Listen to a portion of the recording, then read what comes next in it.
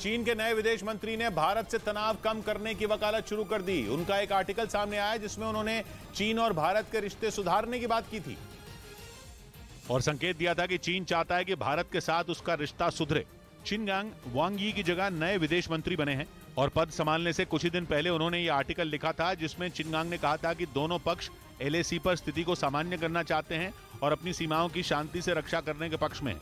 यानी चीन के नए विदेश मंत्री ने आने से पहले ही ये जताना शुरू कर दिया कि वो भारत से अच्छे रिश्ते बनाना चाहते हैं, जबकि 9 दिसंबर को तवांग में हुई झड़प के बाद दोनों देशों के बीच तनाव बढ़ चुका है। वो खबर है कि चीन ने एलएसी के पास अपने सैनिकों की संख्या बढ़ा दी है। यानी चीन के नए विदेश मंत्री ने ऐसे समय में अपना लेख लिखा जब चीन एलएसी के पास गड़बड़ करने की फिराक में है और वहां हजारों सैनिक भेज रहा है।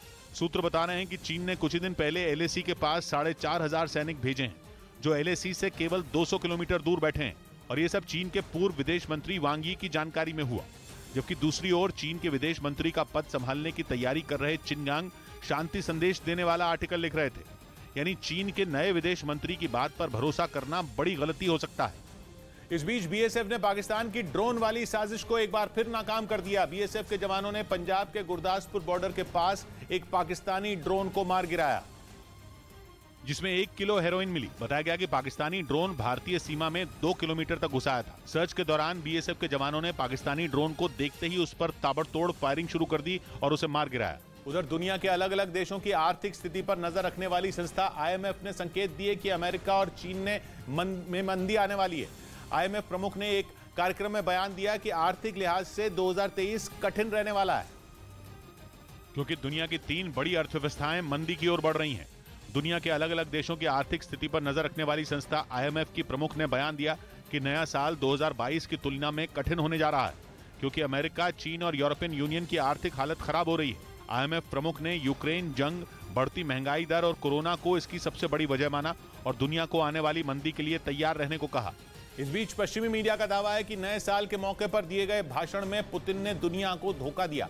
आरोप है कि पुतिन के साथ खड़े रूसी सैनिकों में ज्यादातर एक्टर थे जिन्हें जंग लड़ने वाले सैनिकों के तौर पर पेश किया गया। पश्चिमी मीडिया का दावा है कि पुतिन ने दुनिया को यह दिखाने की कोशिश की कि वो यूक्रेन युद्ध में शामिल सैनिकों की हौसला अफजाई कर रहे थे, जबकि असलियत में उनमें ज्यादातर लोग एक्टर थे जिन्हें पैसों का लालच देकर सैनिकों की वर्दी में खड़ा किया गया था। आरोप है कि नए साल के मौके पर रूस ने पुतिन के भाषण का जो वीडियो जारी किया उसमें मौजूद एक महिला पहले भी कई बार पुतिन के साथ अलग अलग जगहों पर नजर आ चुकी है। उसके अलावा कई दूसरे लोगों को भी इसी तरह पुतिन ने अपने आसपास खड़ा किया था ताकि दुनिया को बेवकूफ बनाया जा सके। इधर चीन में भारतीय मेडिकल छात्र अब्दुल शेख की मौत हो गई। तमिलनाडु के रहने वाले अब्दुल पिछले कुछ दिनों से बीमार थे जिसके बाद उनको आईसीयू में भर्ती कराया गया लेकिन उनकी जान नहीं बचाई जा सकी। परिवार ने विदेश मंत्रालय से उनका शव भारत लाने में मदद की गुहार लगाई। अब्दुल शेख ने चीन की सीसीआर मेडिकल यूनिवर्सिटी से पढ़ाई पूरी की थी। 11 दिसंबर को ही वो तमिलनाडु से इंटर्नशिप पूरी करने के लिए चीन गए थे।